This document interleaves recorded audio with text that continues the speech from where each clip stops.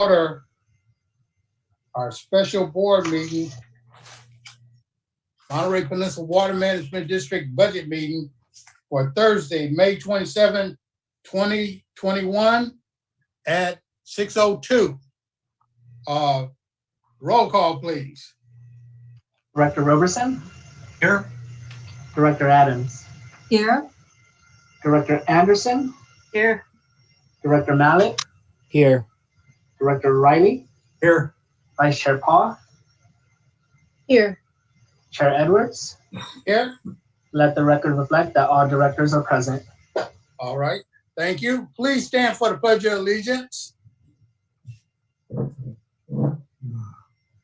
I pledge allegiance to the flag of the United States of America and to the republic for which we stand, one nation, under God, indivisible, with liberty and justice for all. Thank you. Okay, any additions and corrections to the agenda? General Manager. No, there are not. Thank you. Now we're going to order of communication. Anyone wish to address the board on consent calendar items, closed session items, or matters not listed on the agenda may do so during oral communication. Please limit your comments to 3 minutes. The public may comment on all other items at the time they are presented to the board. Joel, please open up oral communication, 3 minutes. All right, so if you would like to provide public input, please raise your hand via Zoom, or if you're calling in, push *9. When it is your turn, I'll identify you by your name. If you're calling in, I'll identify you by the last 3 digits of your phone number. And at that time, I will ask you to unmute. And the way you would need to unmute yourself is by pushing *6. And then you may identify yourself for the clerk's record. If you're joining us on your electronic device and are calling in, please mute or lower your device volume to limit any feedback that may be transmitted via Zoom. So let me take a look at the attendees side here. And Director Riley, seeing no hands raised, I'll go ahead and return this back to the board. Thank you, Joel. Now we have a report from the District Council. Good evening, Mr. Chair, members of the board, members of the public. The board did meet at 5 p.m. for 2 items of existing litigation. There was a report on the district's action against Cal-Am before the Public Utilities Commission. That's case number C2105005, and also a status report on the Cal-Am's lawsuit against the district with respect to the EIR that was certified in connection with the LAFCO annexation proceeding. And that's Monterey Superior Court case number 20 CV 003201. As to both of those matters, a status report was given and general direction was provided by the board, but no specific reportable action was taken. As to the first item, the Public Utilities Commission case, the discussion of that item was not completed at the 5 o'clock session, so the board did continue that meeting and will reconvene in closed session after the conclusion of the discussion item on the budget that's on tonight's agenda. So rather than adjourning the meeting, the board reconvene in closed session at that time. That concludes my report. Thank you, General Counsel. General Manager, next item, discussion item. Yes, it's my great pleasure to hand this off to our CFO, Suresh Prasad, and he will be sharing his screen and walking you through the proposed budget as of now. And then we will come back at the June board meeting with any changes recommended, and that would be our night for adoption.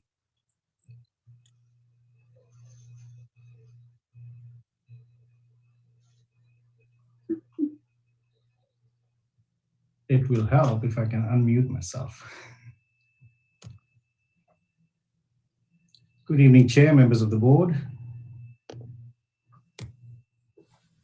I will go through the series of slides here. This is our normal budget presentation in a draft mode. This is just a proposed budget for the upcoming fiscal year 21-22.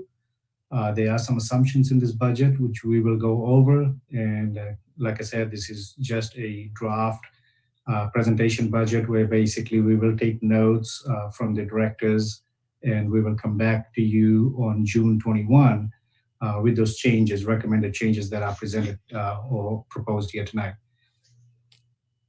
So I will spend just a few minutes on the actual basics of the document that was sent with the staff note. There are a few board members that are new to the district, so I'd like to kind of like go through the table of contents and just share what was included in that actual packet that was sent out with the staff note.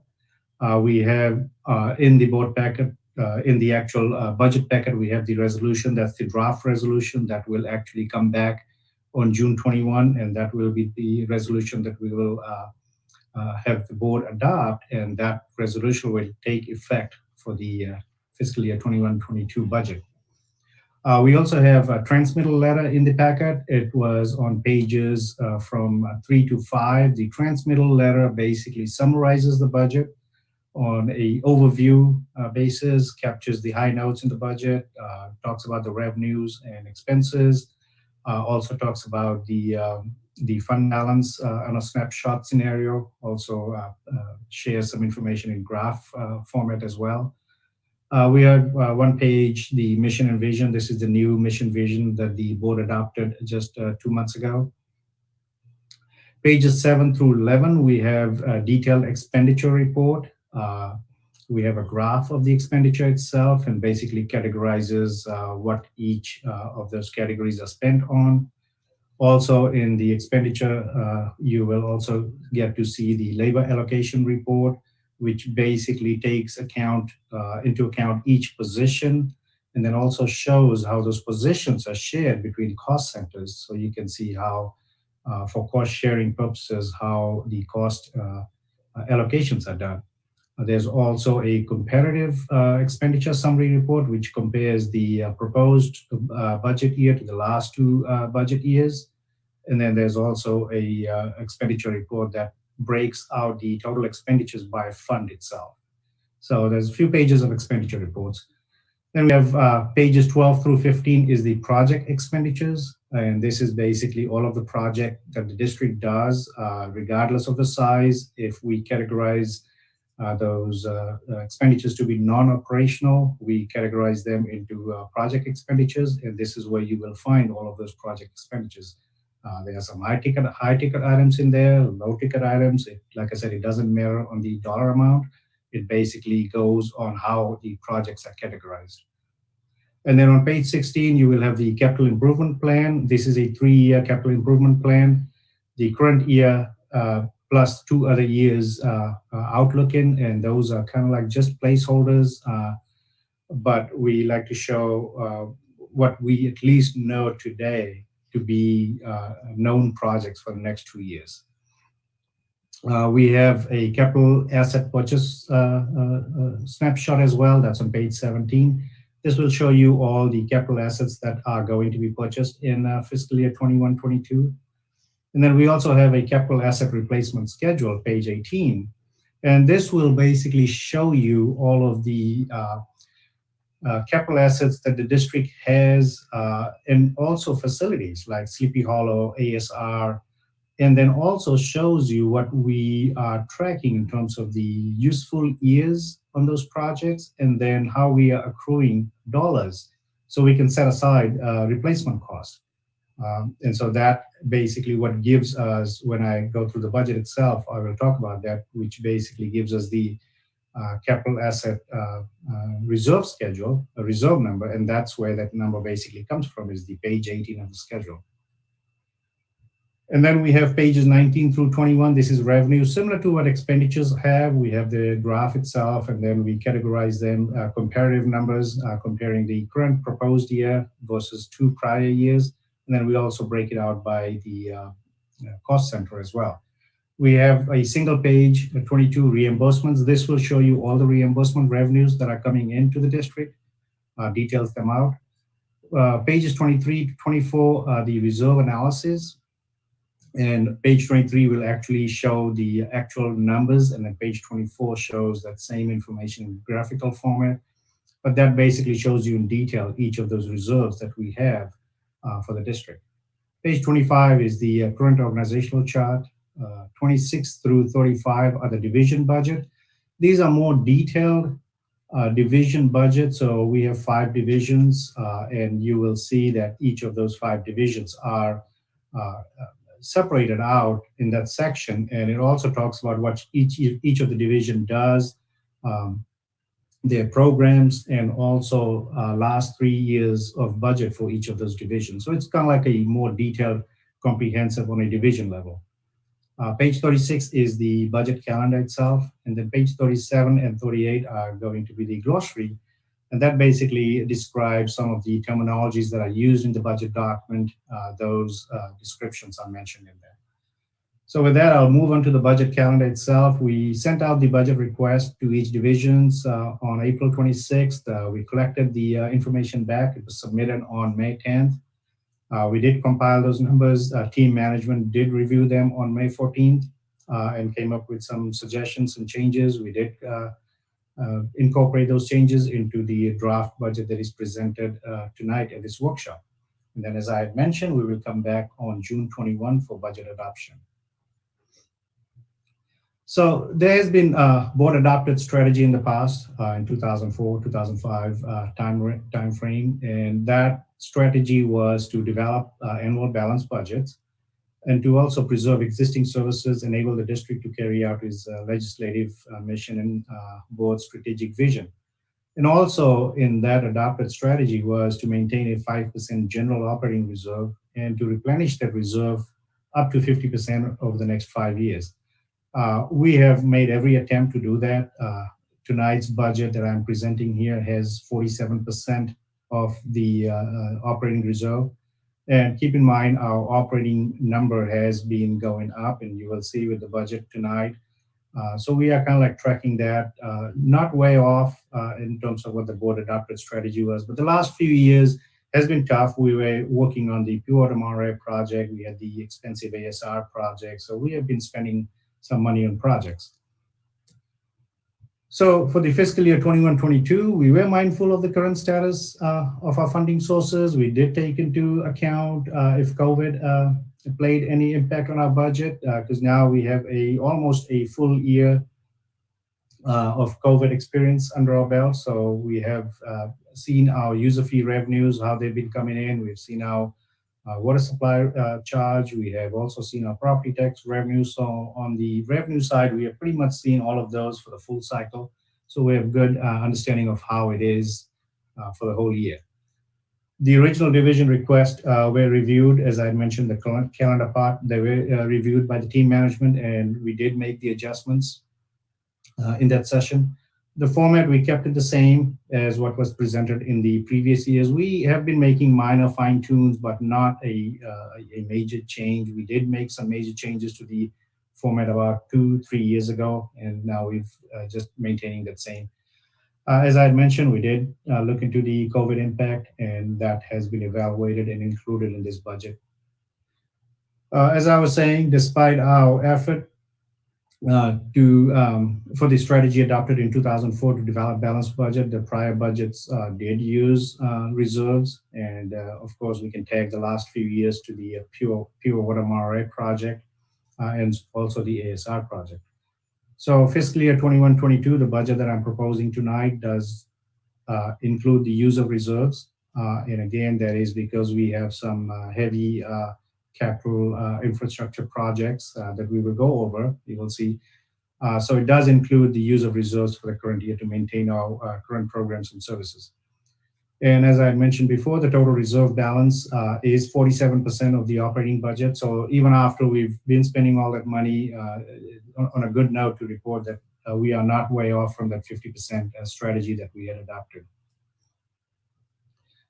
21-22 budget, the total budget is $29.5 million. It is about 3% higher than 2021 budget. And then we are including in this budget a full year of user fee. And the user fee, the way we have forecasted that is based on estimates of CalAm collection of water revenues. And we do have some historical trends now. We have about 3.5 years worth of collection.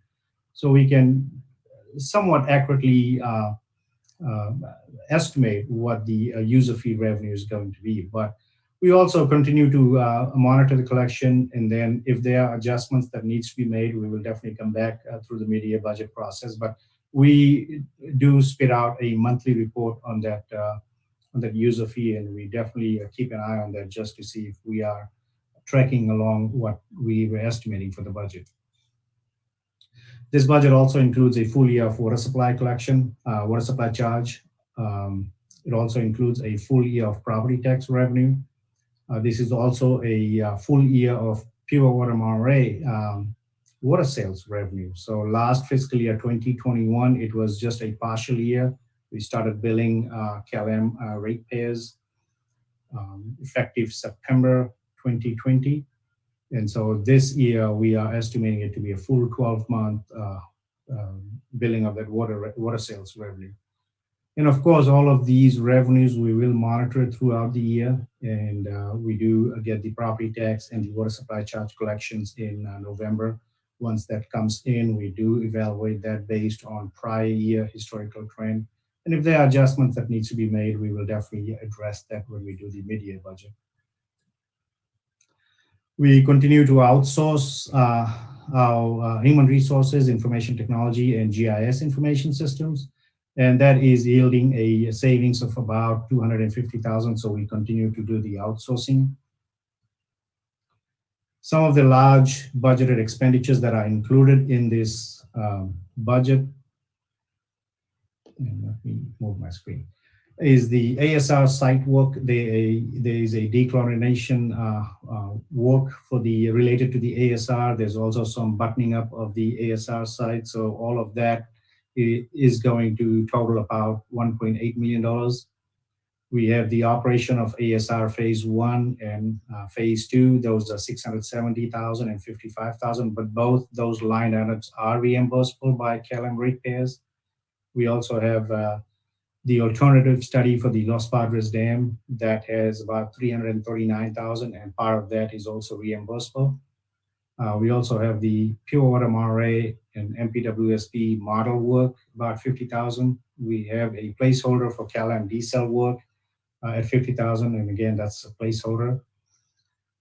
For the Pure Water Monterey project, we have the operating reserve, and we are estimating this at 500 acre-feet of water. So that's going to cost us about $1.3 million, and that's going to be expenditure to us. That's going to be sitting in the ground, and this is in line with the agreement that we have. We also have the water purchase, little shy of $10 million, and this is basically purchasing water from Monterey One Water and then reselling it to CalAm. So this is just a wash to the district. As we see on the revenue side, you'll see a line item related to the PWM water sales. We have the deep injection well number 4. This is a cost that actually, some of it is going to be spent in 2021, but about 1.8 of that is going to be spent in 21-22. And this is a pre-approved, authorized project by the board. The total expenditure for that was a little over $3 million. So 1.2 we are estimating to be spent this year, and the 1.8 is going to be spent in 21-22. Expansion project, we have a $1.2 million in there. The local water project, these projects are carryover from last fiscal year. When I say last fiscal year, I mean 2021, so the current fiscal year we are in. So it's proposed that this will be carried over into next fiscal year. We have the ongoing Measure J work on the Monterey water system, $150,000, and again, it's a carry forward of the project. We have update Seaside Basin Model, $55,000, a placeholder for the water allocation process, $30,000. The fish rating facility and related fish rescue activities. This includes the Sleepy Hollow, all of the fish rescue activities that are done out there.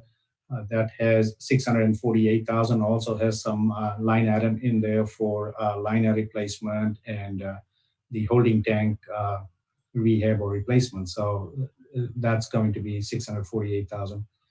Riparian and other erosion control activities, 41,000. Hydrology monitoring activities, 105,000. The design and construction water intake, this is again a project that has not been completed out. So this is a carryover from the current fiscal year into proposed fiscal year. $275,000 of that cost is going to be carried forward. The IRWM project, this is grant-related project that we are administering on behalf of other local governmental agencies. So this is a total reimbursement project to the agency, $2.3 million. Conservation-related activities, $433,000. And then the water conservation rebates stands at $400,000. So the water conservation rebates is reimbursed by Calen ratepayers. So all in all, when we total our project cost, it's about $21.7 million. It is about 4% higher than our prior fiscal year. When we look at compare our personnel cost, it's about 2% higher than prior fiscal year. It stands at a little over $4 million. And then our supplies and services are about 6% over prior fiscal year. That stands at a little over $1.5 million. The big ticket item in the service and supplies cost increase were basically insurance and some consulting costs. And then legal expenses stands at $400,000, and we have been budgeting that for the last few years at $400,000. We are keeping it at the same level. We'll feel that that's still a good number for this fiscal year. We will most likely be under that. Contingency, we carry this line item on our budget for $70,000. This is a line item where basically we haven't anticipated things in the budget. We definitely could use this line.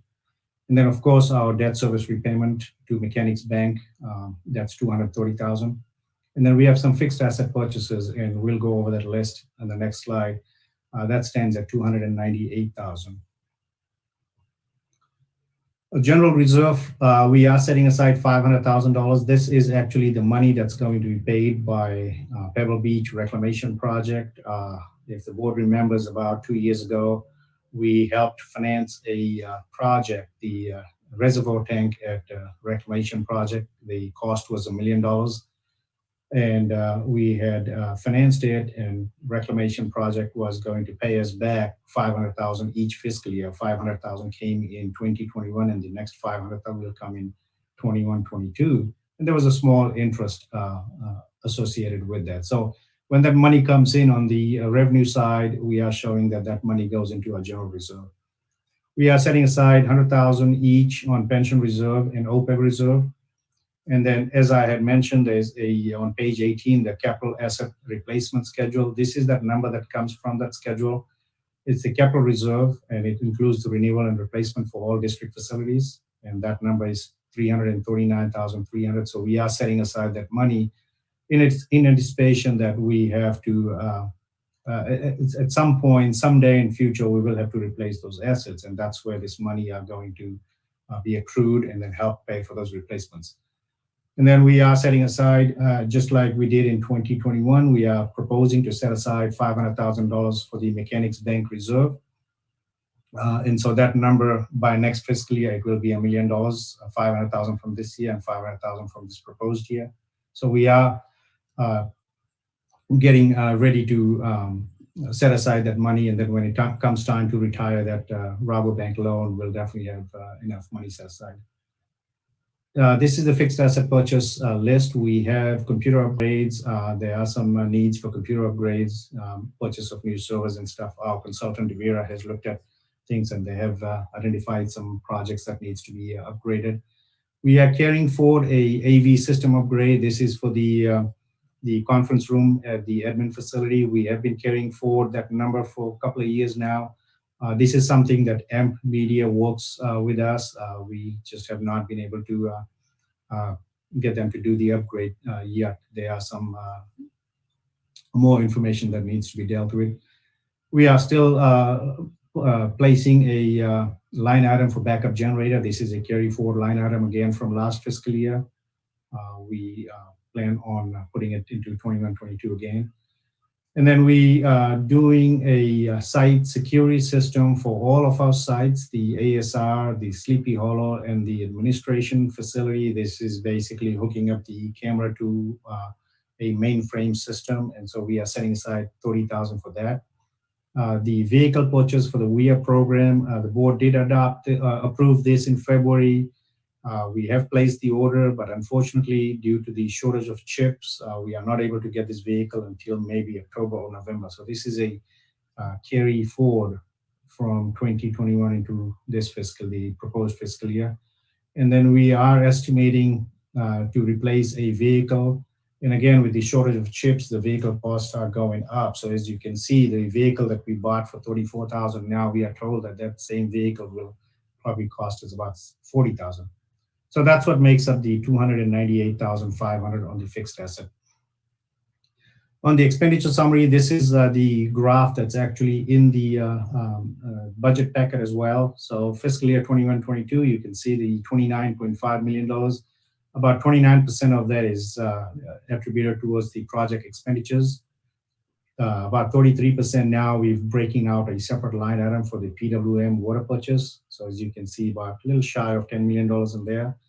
Then we have about $3.6 million or 12% on reimbursement projects. Our personnel cost ends at about 14% of the total budget.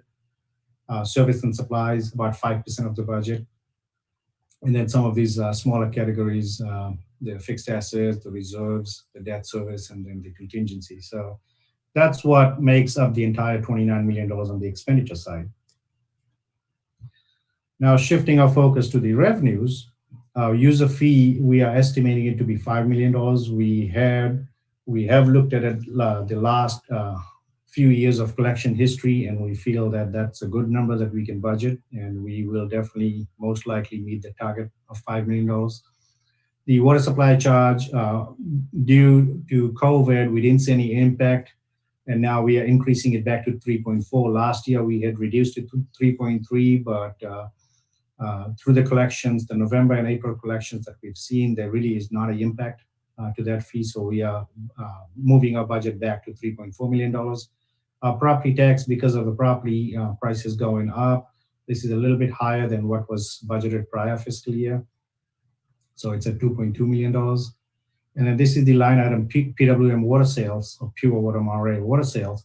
This is the line item that actually offsets the project expenditure of that $9.6 million. This is a little bit higher, about $140,000 higher on the revenue side, because we are going to be collecting $140,000 from 2021 numbers due to rate increase that CalAm was not able to get a rate filing, so they are actually paying us in 21-22 for that rate differential.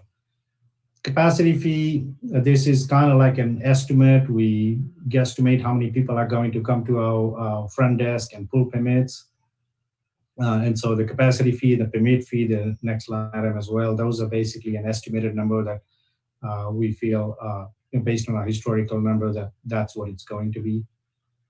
Interest, it has gone down a little bit, and that's because we have been spending our money on projects, and also the interest rate has been going down. So we are still going to estimate that interest will come in at about $130,000. And then other revenues are basically catch-all miscellaneous things at $15,000. So the total district revenue is going to be $21.1 million. And then there are these reimbursements, CalAm reimbursements, which includes the ASR 1 and 2 operational costs, and then also the rebates, and then the grant, which is most of it is the IRWM grant at $2.3 million. There's some other small minor reimbursements, water master reimbursement, reclamation project.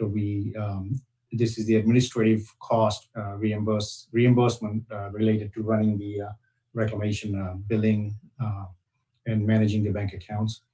And then there's the legal recording reimbursement, direct reimbursements by customers. And the final item there is the reclamation project, as I had mentioned. This is the payback of the financing of the reclamation project. So the reimbursement revenue adds up to $4.1 million. And if we compare the district revenues at $21.1 million, it's about 33% higher than the prior fiscal year. And the sole reason for that is the pure water Monterey water sales. So that is, at least for the we were billing for part of the year in 2021, but then 21-22, it's all 12 months. So that's the the bulk or the majority of the increase there. Reimbursements down about 16% over prior fiscal year, stands at $4.1 million. Then we have carry forward from prior fiscal year, $2.78 million. And these are projects that actually were funded in the current fiscal year that we are in, but we estimate that these projects will not be completed. So on the project expenditure side, we have carried forward the projects, and a few of them that I mentioned was like the PWM expansion cost. The PWM deep injection well number 4, the Measure J, the local water projects. These are some of the projects that basically were not completed, and so those are carried forward. And so those numbers are showing up on the expenses side, and then on the revenue side, we offset them with carry forward line item. And then the capital reserve, this is the $95,000. That's money set aside previously and will be used to buy the computers and the truck. So this is the when we book the money for the related to the capital equipment reserve, and then when it comes to buy that specific asset, we go ahead and utilize the money that was already accrued previously. And then fund balance, this is basically the money that's going to be used from the fund or the general reserve. So we show $1.3 million, but if you take into account on the expense side, remember I said $500,000 is coming in from the Pebble Beach Reclamation Project and then going into reserve, and then $500,000 is being pushed from the general reserve to the Mechanics Bank reserve. So if you take that into account, the $1 million set aside, then theoretically we're only using $312,000 from our general fund reserve. But we don't net it out. We show the gross face value on the expenses side and also on the revenue side. So our expenses did total $29.5 million, and so does our revenue. That's how we balance the budget so that we are able to continue all of the service and programs for the current fiscal year. So the proposed budget, this is the pie chart, and as you can see, the water supply charge is about 12% of our budget. Property tax is about 8%, and then the PWM water sales is about 33% of the total revenue. Carry forward about 10%, the fund balance about 4%, and then reimbursements at 6%, and then some small items, and then the user fee, which is about 17% of our budget. So our primary sources of revenue are really the user fee, the water supply charge, the property tax, and now PWM water sales as well. The sources and uses, I just like to summarize this. So total expenditures, 27.9, reserves are about 1.5, that makes it to 29.5. And then on flip side, on the revenue basis, $21.1 million is the district revenues. And I call that district revenues because those are those primary sources that I had just mentioned. And then we have the reimbursements, and then of course the carry forward and reserve that makes up the 29.5. Also like to show this. So the board is aware of where our revenue is, our revenue history for the last 5 years. So on the left-hand side, the first 3 years are basically our audited numbers. And then the last 2 columns are our budget numbers because we have not closed our fiscal year 2021, and then also the proposed 21-22. So you can see, it's pretty much in line. The purple bar is the PWM water sales. So those are the 2 anomalies that's popped up, but other than that, it's in line. So the trend line for revenues, the different types of sources of revenues are pretty much in line. I mean, it's not like way off. Same thing on the expenditures. The first 3 columns are the actual audit report, and then the last 2 columns are the budget.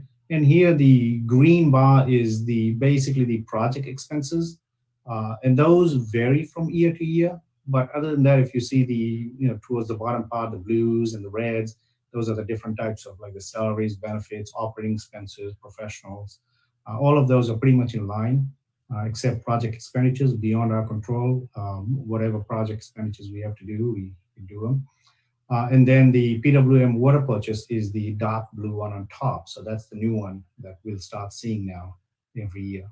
So again, just wanted to point out that pretty much the ones that are in control, they are pretty much in line. And then the analysis of reserves. Basically, I'd like to show the estimated number as of June 30th, 2021. So we estimated this is where we're going to be closing the year on all of those different reserves. You can see the total is going to be a little over $18 million. And then the proposed budget tonight, we are going to be closing our fiscal year June 30th, 2022 with $14.9 million. And the reason why it goes up high in 21 because of those unspent money on the carry forward items. So if you don't spend the money, it goes into the general reserve or the operating reserve, and then it comes out again the year that you are going to be using it. And then if you can see on this chart, Mechanics Bank, we have set aside 21 fiscal year 21, 500,000, another 500,000 proposed for next fiscal year. So that's going to go up to $1 million. And then pension OPEB, we keep increasing every year by 200,000. And so that number is being accrued. And then capital reserve, that number gets increased every year by about $200,000-300,000, depending on what the reserve need is based on the schedule, and also how much we are drawing out from that on the current asset purchase. I just wanted to mention again the footnote there, operating reserve ending balance is projected to be 47% of operating budget. So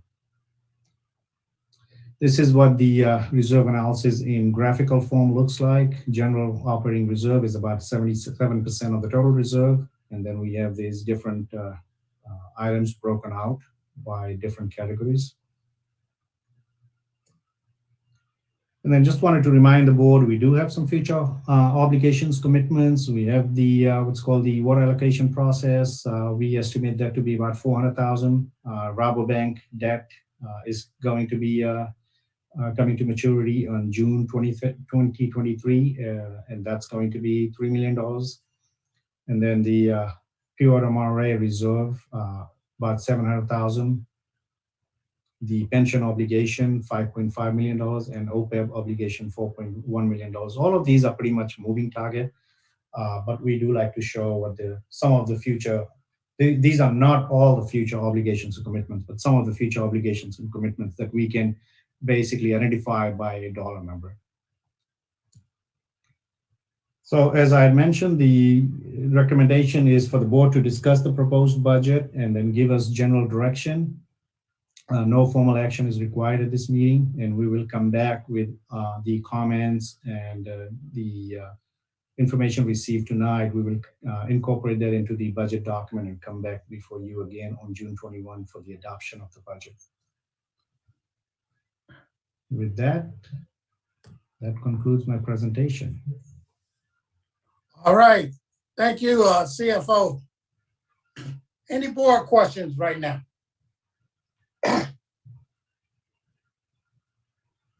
Any board questions?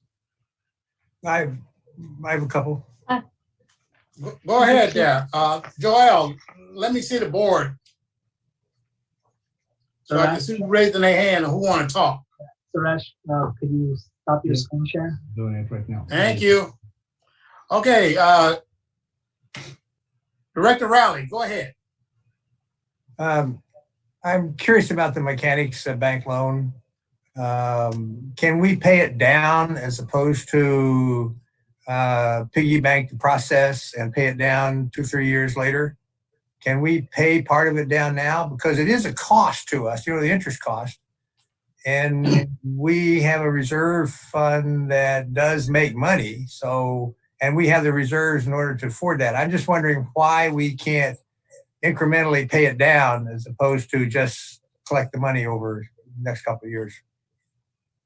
Yes, Director Riley, we will definitely pay that down, and the board has taken an action several months ago where we basically identified that we will be paying, I think it was part of the strategic planning workshop where we agreed we were going to be paying down that Rabobank debt. So the first year of accruing that Rabobank reserve was fiscal year 2021. We have not concluded 2021. So as we conclude the fiscal year, we will definitely take that July, first part of July, and we can pay some of that down. Yeah, it was actually a board policy that we brought to you probably before last November. But there was a hierarchy, which was pay down the Rabobank loan, repay district reserves that were used to fund water supply projects, and then begin to build up a fund that might allow us to begin to sunset the water supply charge. So yeah, the board at the time said, rather than a sinking fund so that we're fully prepared to pay off the loan, that we would begin to make interim payoff balances. So yeah, that's actually policy. Well, I thought I would see it as an expenditure item. I didn't see it that way. That's why I was asking the question for next year. Yeah, it's a debt. So basically it's a principal. You won't see Okay. that. It will basically be a balance sheet item. Okay. Okay, other questions? Go ahead, Vice Chair. What was the original amount of the Rabobank loan? It was $4 million. Okay, so in 2023, 3 million approximately will be due It was a at 10-year the end loan. of, yeah, okay. And then for the services that the district contracts out, is that working well for the district in terms of the services we receive and the cost? And that may be a question you might want to ask our general manager to address.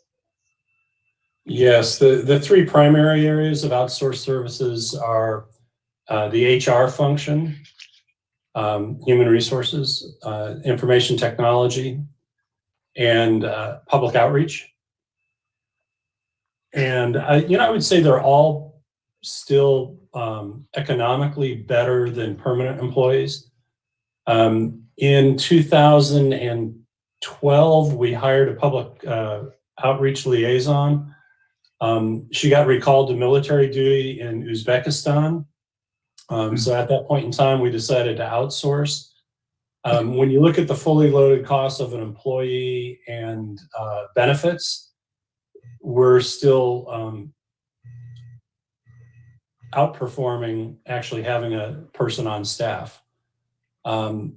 With HR, because of what we paid that person, which was roughly $70,000 plus benefits was about $100,000, we're still outperforming that because we get busy when we do recruitment, and then we go quiet when it's normal day to day, and there's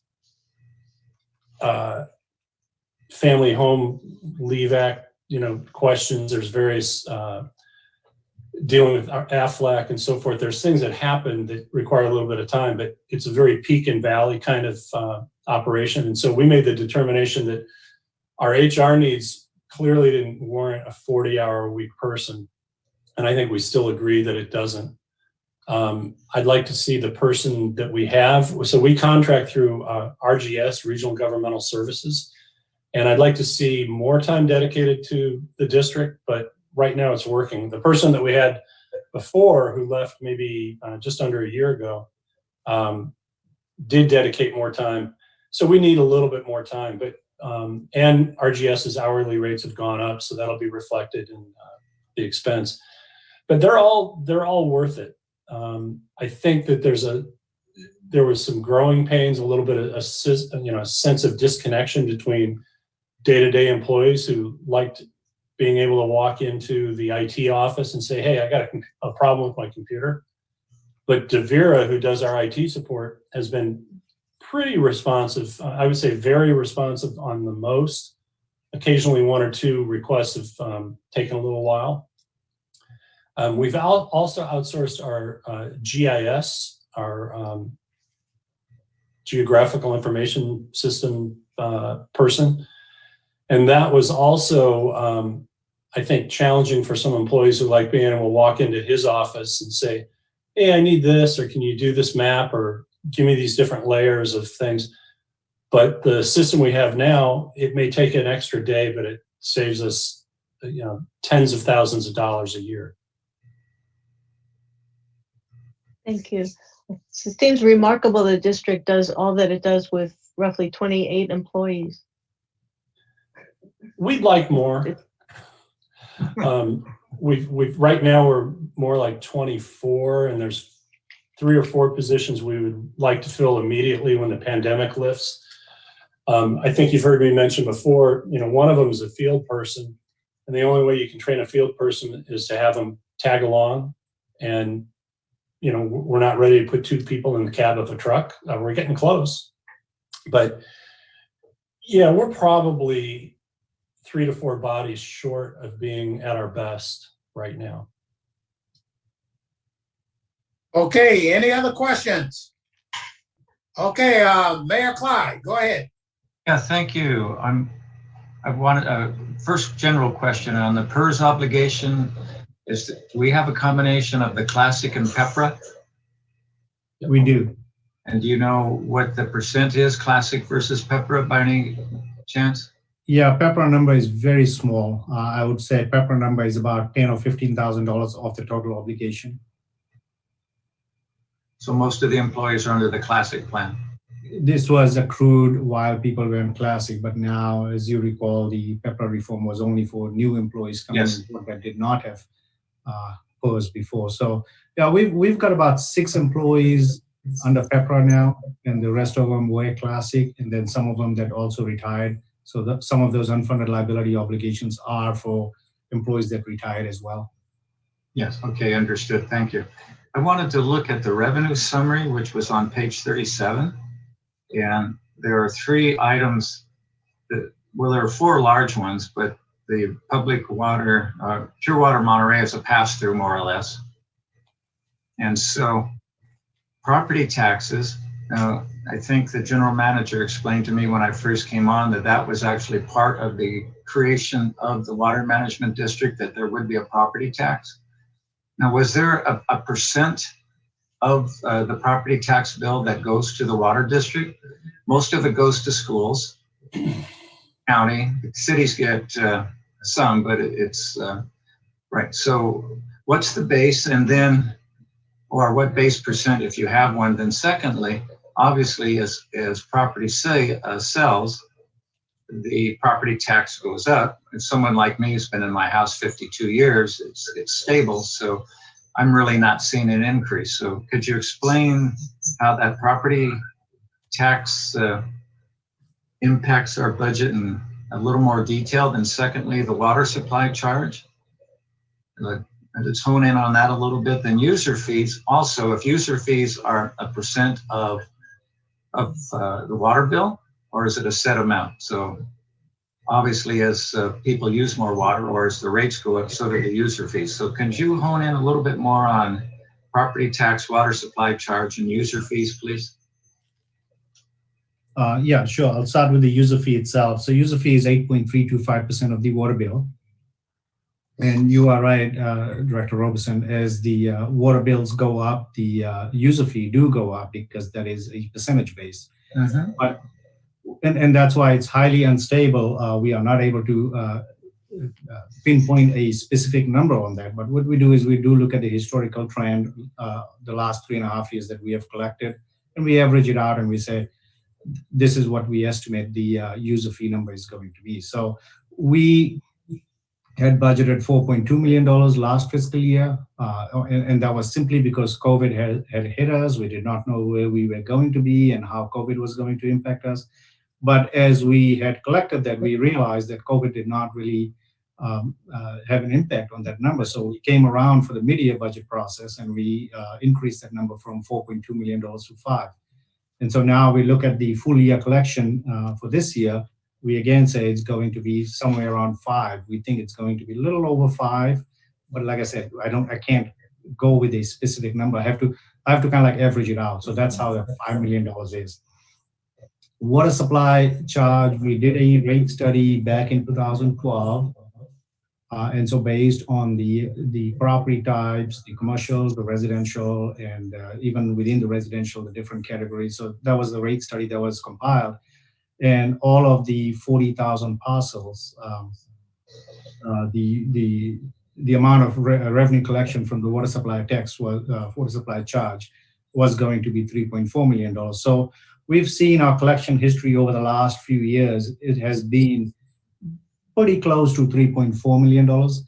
And again, in the current year that we are in, 2021, we did estimate that to be about 3.3 because we were hearing talks about there were going to be more delinquents. And so we knew that revenue was not going to go away, but we just knew that there were going to be some delinquents. But once we collected our November and April revenues, we realized that 3.3 was a little bit lower. And so we went ahead and adjusted it again to 3.4. So that's how we're estimating again for 21-22 to be 3.4. Now that is not a percentage base, that is always fixed. So regardless of the property value going up or down, that is always what our number is 3.4. Mhm. And on the property tax, the allocation itself that's allocated to the district, it is percentage based. And so it is driven by the assessed value, property values on each of the properties. So Yeah, so let me jump in there. So our district tax percentage of the countywide 1% is 0.27558%.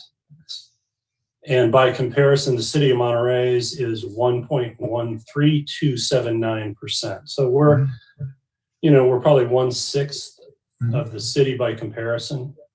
The county publishes tax rate books every year. So that's the 2021 tax rate of the 1% levy for the district.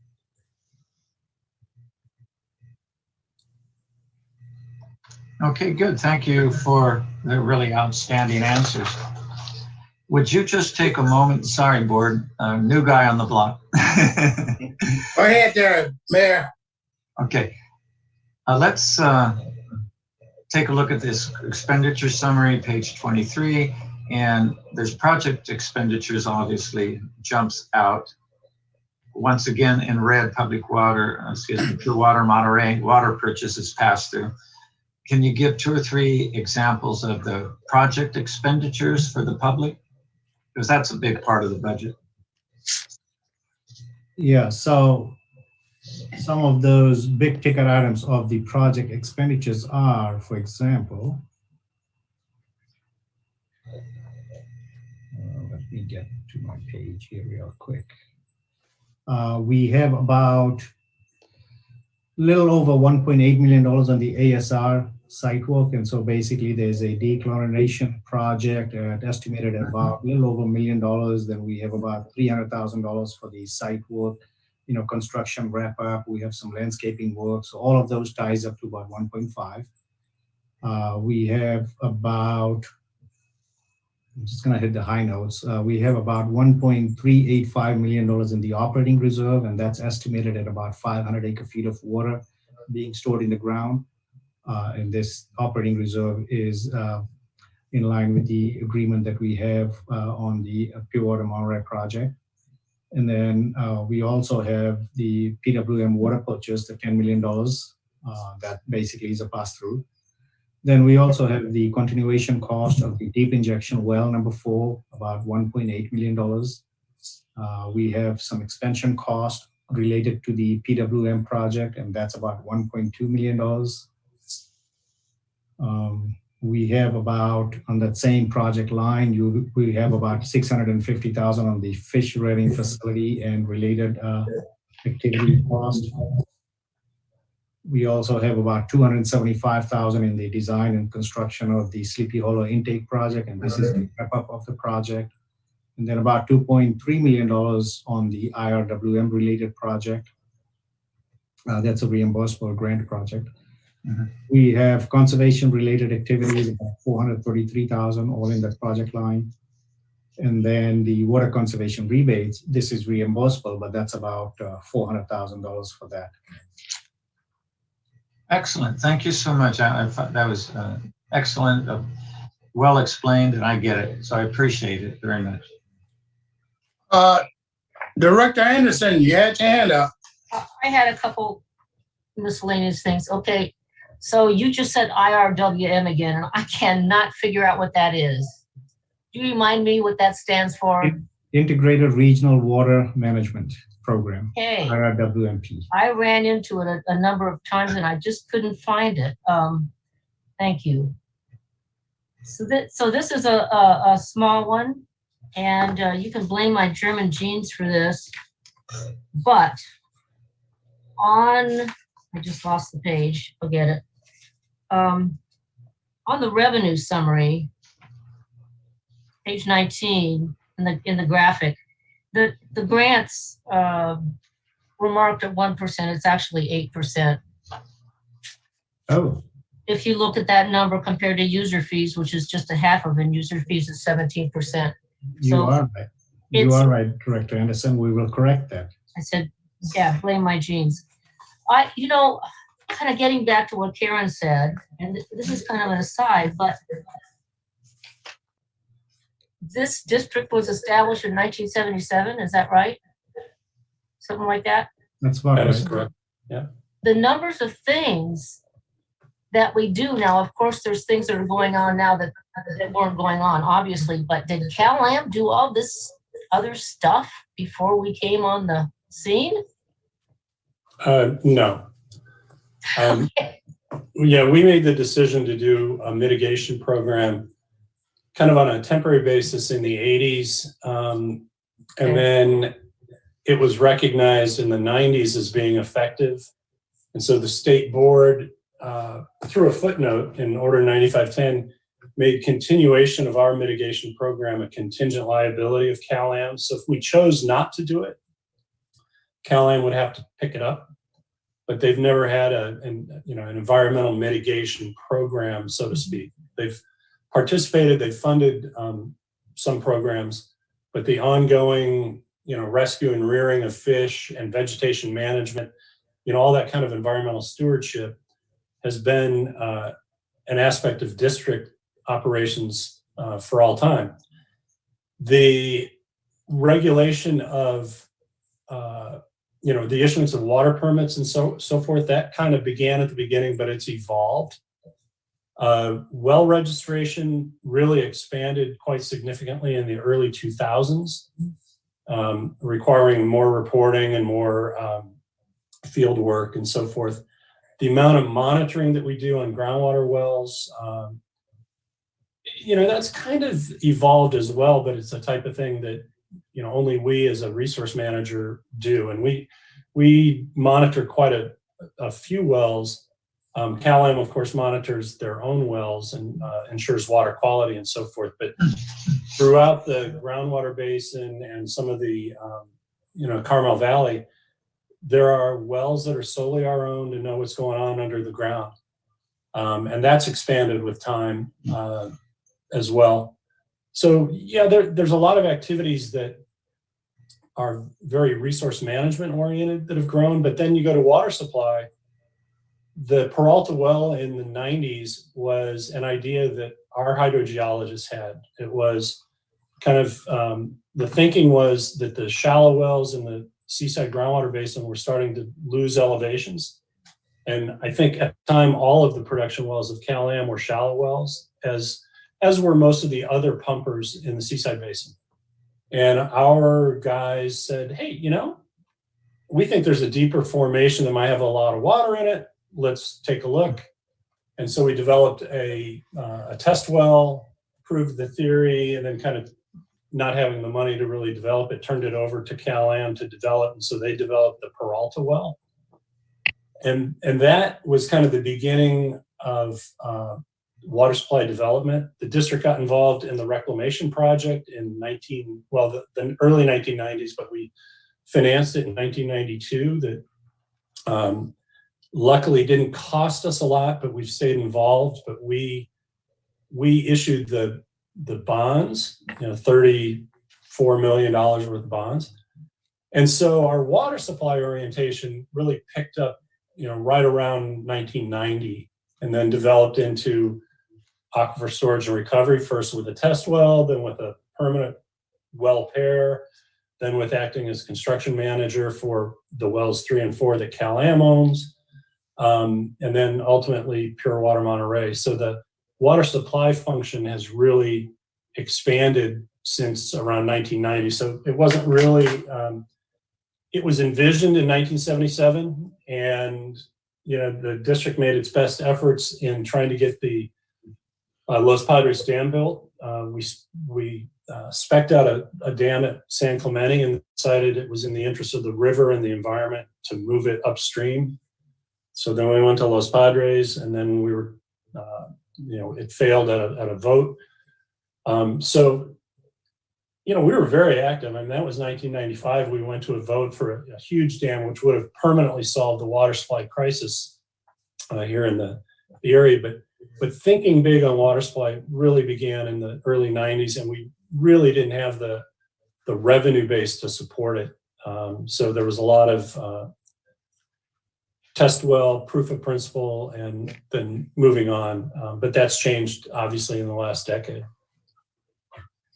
Thank you. It'd be interesting to see graphically. I know you could do it with like numbers of employees or something, but just the expanse of what the district has done since it started.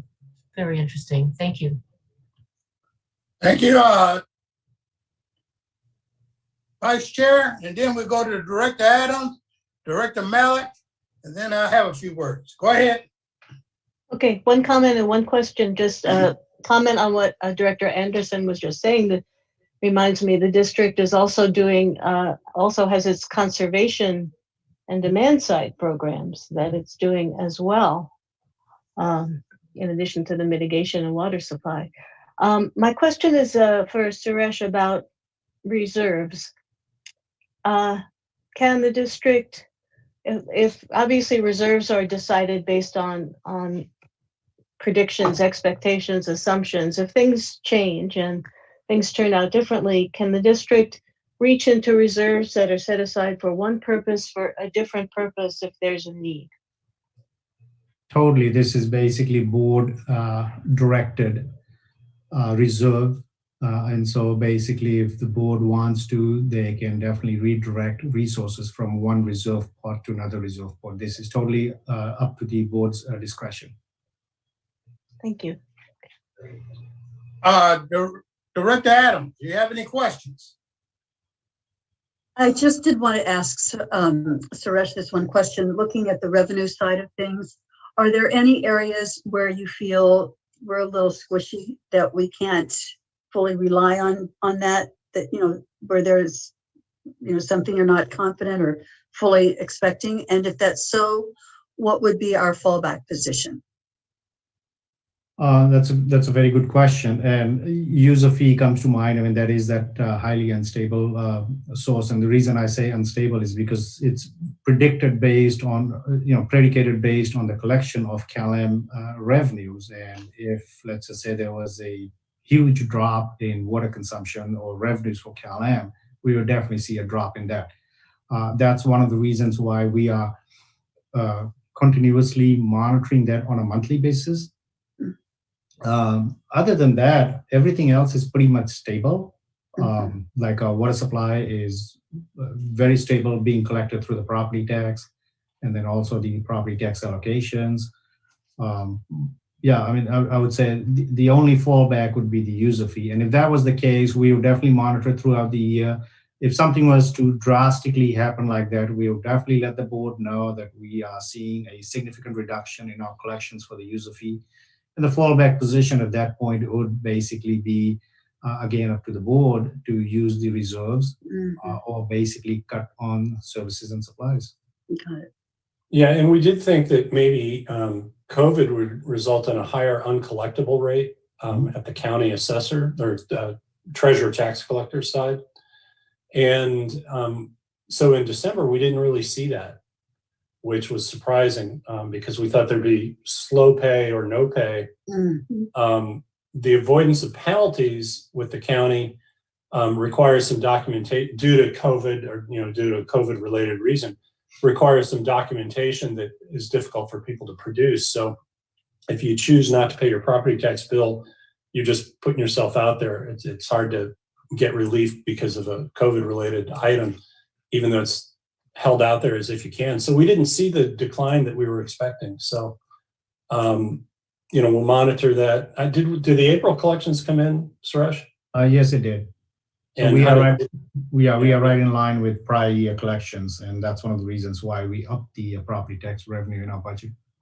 Got it. Thank you. Thank you very much. The budget presentation was so easy to understand. And I really thank you for that. I was looking for something and I was able just to find it, just parse it right out. And I really appreciated that. Thank you. All right, Director Mallard and then Director Rowley. Go ahead, Director Mallard. I was actually scratching my head, but since Okay. since you flagged me, I'm gonna Is say that something. figuratively or literally? Both. Go ahead. But anyway, first of all, yes, I second what Supervisor Adams said, that the budget is very clear and understandable. I'm also surprised that there isn't that much fluctuation based on last year COVID issues and how it could have impacted the budget. So I'm glad things are relatively stable and continue that way. Thank you. Thank you, sir. Director Rowley, go ahead. Yeah, I have one question and then two like kind of requests or format questions. On page 14, you identify, so this is the hard copy number, not the computer number, the online number. The Seaside Basin Water Master, there's some talk about the well number 9 or 10 having some, are any projections being discussed about our role in that and what we might look forward to for next year? It's kind of a contingency question, but looking for information. Yes, that will be combined in the June 21 presentation. Dave and I have talked offline that that's one of the items that is going to get picked up in terms of estimated cost, what it may be, our line share. And then there's another line item that will basically make into the final budget as well, which is the redistricting of the agency. And there's a small cost for that. That will also be added to the final budget. But those are, in terms of the cost structure itself, those are pretty small items, so it won't have a significant impact to the budget. So we'll get that information next month. Okay. My two kind of requests, and Suresh, it mainly relates to last year's discussion I had about the subtotal question. You've added subtotal, again, on the hard copy page number, you've added some subtotals to page 9 and page 21, which that was where the discussion was. But I think they could also be added to page, I just want you to make a note of this, page 8, page 11, and page 20, because they still have this collection of, carryover money and all that kind of stuff. And a subtotal in those categories would help me understand a little more. My last little request is a glossary. Hold on, Director. Could you just state those page numbers again? Page 8, 11, and 20. Thanks. And then in the glossary, going back to Amy's question, could you include acronyms in that listings, just so that's a source of information? That's all. We'll definitely do that. Everything but IRWM. Leave that one. Okay, here's a couple questions from me. The first one is Measure J. How do we take Measure J out of this budget and see what we got left? Or how are we working Measure J? Yep. So Measure J items that have previously been authorized will be carried in the budget. As of right now, the most two recent ones are the additional increment for LAFCO and the property tax consultant, which, by the way, is not going to come in anywhere near the authorization that you provided last week, which is a good thing. So those actually fit within the contingency of unspent monies from the previously authorized dollars. So it's just going to be carried forward in that line item of the previously authorized dollars. We'll just break it out a little bit better in our monthly reporting now that we've separately authorized expenditures. New expenditures, which will relate to deciding to move to the next steps or a next litigation or whatever happens, we will not budget for because we don't want to preordain what your discretionary actions will be. And so when they happen and if they happen, we will go seek the money from reserves. Okay, and that'd be reserves across the board or what? Suresh, I don't know how you would approach that. Yeah, it'll be from the general operating reserve, and it'll be across the all cost centers. That's Okay, how that's how we have Yep. been allocating the cost for Measure J. Okay, good. Can we develop a budget or show a budget up to now, next month, or what we undone or what we got left in Measure J's, so people can see that budget? Can we do that? Suresh, okay. Yeah, we have that monthly report. Huh? We have that monthly report that goes out to the. Well, let's bring that monthly report, and I know it's in here, but let's bring it out and show everybody and talk about Yeah, we can have the general manager talk under his item. it. Okay. On page 17, I seen your copy on a video, but workstation refresh, what is that? So that's buying of new PCs, new computers. Okay. Now, also in that, if somebody if Joel like to stand up and want a new computer desk, is that in there? That comes under the office furniture, and we have money allocated in office furniture for things like that. Okay, so if somebody asks, I want to stand up and work or whatever, can we do that? Or do we have to send them through the ringer to get that? We've been supporting that and ergonomic chairs. Good. I will tell you, since there's not that many staff on tonight, it seemed like everybody who wanted a stand-up desk wanted a low chair back after about 3 months. I just want to make sure that, if it's out there, but you get that, but you're not going to get another chair. So y'all deal with it. Y'all deal with it. So I just want to make sure that the money, and people be talking about, I got to go get a doctor notice or whatever. If we got the money, let's buy it. And if they don't like it, hey, they gotta suffer with it for a while.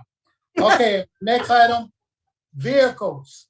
You know how I feel about vehicles. We're buying a new vehicle every year. Are we at that replacement of another vehicle yet? Already? Yeah, this is replacing one of the vehicles from 1995, I believe. So we are trying to stagger vehicles as they come up for replacement. This is the next one in line.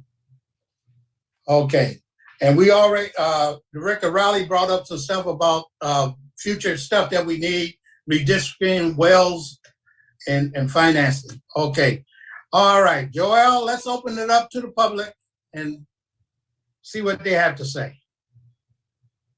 So the board welcomes your public comment on item number 2 on the district's proposed FY 2021-22 budget.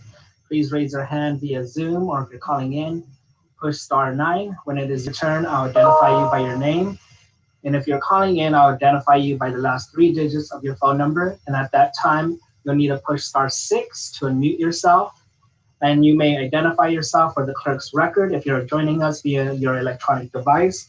And you're calling in, please mute or lower your device volume to limit any feedback that may be transmitted via Zoom. And at this time, I would like to invite John Tilley. Before I do that, let me share my screen here. Directors, are you able to see the timer here? Yeah. Okay. So John, when you're ready, please present your comment. Thank you very much, Joel. Thank you, everybody. At the beginning of the conversation, it was discussed around the $1 million reserve that's in place with this next budget for the Rabobank loan. The Rabobank loan, Mechanics Bank loan, has no prepayment penalties. There's no reason these funds cannot be put directly to that loan to pay it down, as apparently people have asked to have done. This board, at the onset of this meeting, made sure to point out that was an important part of their conversation in the board strategy sessions, and it's something that is highly supportive. So I would certainly encourage you to do that. Can I call you back tonight or? George, can you turn down your phone? Director Rowley, Okay, well, it'll be before then. put yourself on mute. Joel, put Yeah, Director let me Rowley. get to him really quick. There you go. Okay. Go ahead there. Thank you very much. I see in this budget, there is a $150,000 feasibility study expenditure. I see there's a $50,000 CalAm DSOL type expenditure. I'm not sure what that is for. And as well as the typical $400,000 that's going to legal services, largely Mr. Laredo and DeLay's firm. And I heard Suresh say earlier that's most likely going to be under that amount for the year. Later on in the discussion, it was said that there will not be a budget for Measure J purposes. And if needed, those funds would come from reserves. It's really concerning for me. And I'm really concerned that the reserve that's going to be tapped is the Mechanic Bank loan reserve. Because you have not budgeted enough for what is really an ambitious project of Measure J. So I'm concerned that those funds will not go to the loan, but will actually be used for other purposes. And I see the groundwork has been laid out for that. I would also say during the strategy sessions that I had a chance to listen to, I heard, excuse me for my pointed comment here, but Board Member Paul repeatedly asked that fiscal responsibility not be one of the terms that's used in your mission statements and description of board endeavors. And I would have to disagree with that. I think that this is a distinct example of where fiscal responsibility needs to be brought into play. Resolution number 3 of this budget item says that GM can transfer funds at any point from one fund to another. I'd like a little more time to the interruption I had earlier just to finish up. Go ahead. Lastly, I'd like to say that looking at this budget, $29 million budget, and the LAFCO requisition that there is a need to discuss this very large potential problem you have legally with losing Measure J. $19 million, $20 million plus. Put that unfunded liability on top of this budget and concern yourself with how you represent this community as you pursue legal endeavors. Thank you very much. Thank you. All right, at this time, I would like to invite Tom Rowley. Tom, when you're ready, please present your comment. Yes, good evening. Just remarking on the fact that the Ordinance 152 water supply charge, which was stuff on the property tax bills, in addition to the property tax proportion that was initially started when the Water Management District was created back in 1977. 2012 is when it started into effect, July 1st. And it was supposedly a temporary measure. This will be the 10th year coming up that you projected, and the figures you gave were 3.4 million, 12% of your income. This way overdue to eliminate collection of this amount. The amount of money that you have and the budget busting, you have not shown the total budgets for each year has gone up. It wasn't that long ago you were in the $15 million expenditures and revenues. Now you're up to 21 million. This is outrageous. You're way out of sync with the rest of the community. You are just spending money hand over foot. And the thing is, it's 10 years now of the temporary water supply charge. So thank you very much. I really need to give the board really needs to give consideration to eliminating the collection of the water supply charge. Thank you very much. Thank you, sir.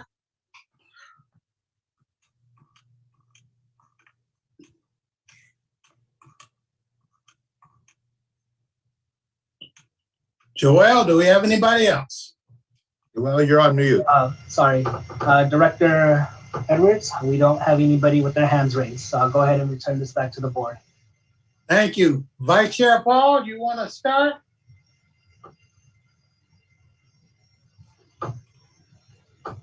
Up, she left.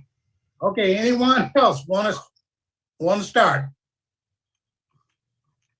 Vice Chair Paul, do you want to comment or anything right now? Actually, Chairman Edwards, if I could just interject. Go ahead. On the last speaker, just for point of reference, the water supply project expenditures plus personnel and services and supplies and the debt service on the ASR loan since the inception of the water supply charge has been $54.8 million. And we've only collected $29 million from the water supply charge.